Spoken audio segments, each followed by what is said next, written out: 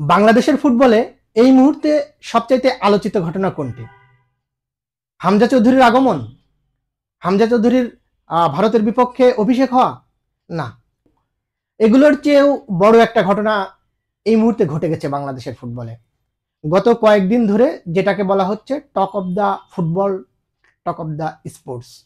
আর সেই ঘটনা হচ্ছে ইতালি সিরি ডিতে খেলা ফাহমিদুল ইসলামের চলে যাওয়া বলতে আমি বলি জাতীয় দলের কোচ হাবিয়ের কাবরেরা ফাহমিদুলকে নিজের পছন্দেই বাংলাদেশ জাতীয় দলে অন্তর্ভুক্ত করবেন বলে ডেকে নিয়ে এসেছিলেন, এবং সৌদি আরবে যখন কন্ডিশনিং ক্যাম্প শুরু হয় তখন তাকে সৌদি আরবে তায়েফে যোগ দিতে বলেন। যথারীতি ফাহমিদুল ইসলাম এলেন এবং তিনি বাংলাদেশ জাতীয় দলের কন্ডিশনিং ক্যাম্পে যোগ দিলেন। কিন্তু তারপরে সবাই হয়তো ভেবেই রেখেছিলেন যে ভারতের বিপক্ষে যে ম্যাচটা হতে যাচ্ছে 25শে মার্চ শিলংয়ে, এশিয়ান কাপের বাছাই, ওই ম্যাচে ফাহমিদুল খেলবেন এবং এটা অনেক ফুটবল প্রেমী আশা করেছিলেন। এর মাঝে আরেকটি ঘটনা ঘটে গেছে, সেটা বলি। ফাহমিদুল বাংলাদেশের এই তরুণ উদীয়মান ফুটবলার ফাহমিদুলকে নিয়ে আসলে সবাই স্বপ্ন দেখছিল, কিন্তু ফাহমিদুলকে কেন বাদ দিল? এত চমৎকার পারফরমেন্স করার পরেও কেন ফাহমিদুল ইসলামকে ইতালি থেকে ফেরত পাঠিয়ে দিলেন কোচ হাবিয়ের কাবরেরা?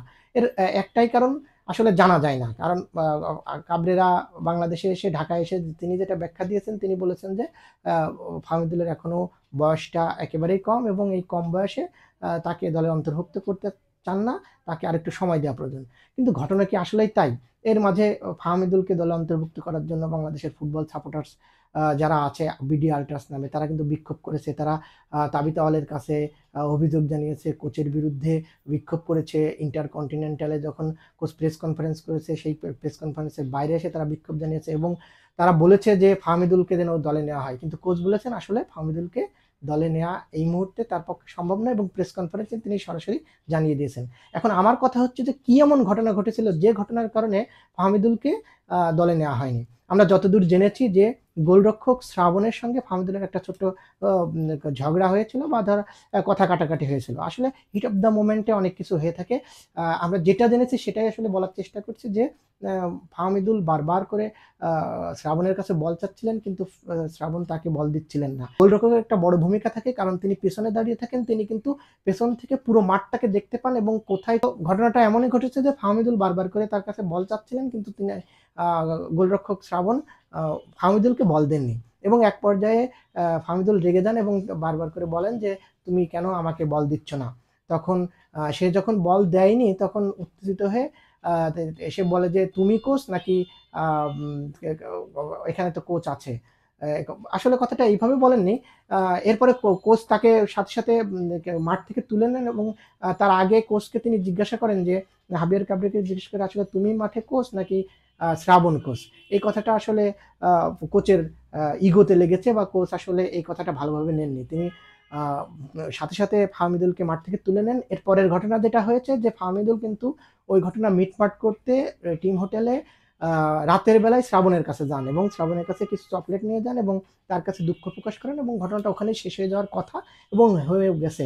কিন্তু এরপরে ফাহমিদুল কি করলেন, কোচের রুমে যান এবং কোচের কাছে গিয়ে কোচকে যে ওইভাবে কথা বলা উচিত হয়নি সেটার জন্য দুঃখ প্রকাশ করেন। কিন্তু ততক্ষণে কোচ যা সিদ্ধান্ত নিয়ে ফেলেছেন এবং কোচ তাকে জানিয়ে দেন সকালে তোমার সঙ্গে কথা হবে। সকালে তিনি আসলে জানিয়ে দেন তিনি বাংলাদেশে যাচ্ছেন না এবং ভারতে দলের সঙ্গে তিনি থাকছেন না, তিনি ইতালি ফিরে যাবেন। এটাই হচ্ছে মূল ঘটনা এবং সিন্ডিকেট আছে কি নাই সেই বিষয়ে পরে আমরা আলোচনা করব। কিন্তু একটা বিষয় সত্যি করে বলি, ফাহমিদুলের ভিডিও কিন্তু কেউ দেখে নাই, কিন্তু ইনডোরে ফাহমিদুল যে প্র্যাকটিসে ভালো করেছিলেন, সেই ভালো করার ফলেই হয়তো তাকে কোচ রেখেছিলেন দলে, কিন্তু শৃঙ্খলা যখন ভেঙেছেন এই কারণে হয়তো তাকে আর দলে নেননি। শেষ কথা তিনি জানিয়ে দিয়েছেন যে তাকে আরও সময় দেওয়া প্রয়োজন এবং শ্রাবণও ভালো গোলরক্ষক, আমাদের দুজনকেই দরকার আছে এবং এশিয়ান কাপের বাছাই শুধু এই ভারতের ম্যাচ দিয়ে শেষ হবে না, এরপরে হংকংয়ের সঙ্গে খেলা আছে এবং তারপরে আমাদের সিঙ্গাপুরের সঙ্গে খেলা আছে এবং জাতীয় দলের কোচের পাশাপাশি তাবিত আলও কিন্তু বলেছেন যে ফাহমিদুলকে আমাদের দরকার। তিনি হয়তো এখন সুযোগ পাচ্ছেন না, ভবিষ্যতে আবার সুযোগ পাবেন। আমি মনে করি ফাহমিদুলকে যেভাবেই বাদ দেওয়া হোক না কেন, সিন্ডিকেটের কারণে হোক বা পারফরমেন্সের কারণে হোক বা শৃঙ্খলা ভঙ্গের কারণে হোক, বছরে ফাহমিদুলকে বাংলাদেশ দলে আবার দেখা যাবে এবং বাংলাদেশ দলের জন্য শুভকামনা রইল। আমাদের ভিডিওটা যদি ভালো লাগে অবশ্যই ভিডিওটা সাবস্ক্রাইব করুন। ধন্যবাদ।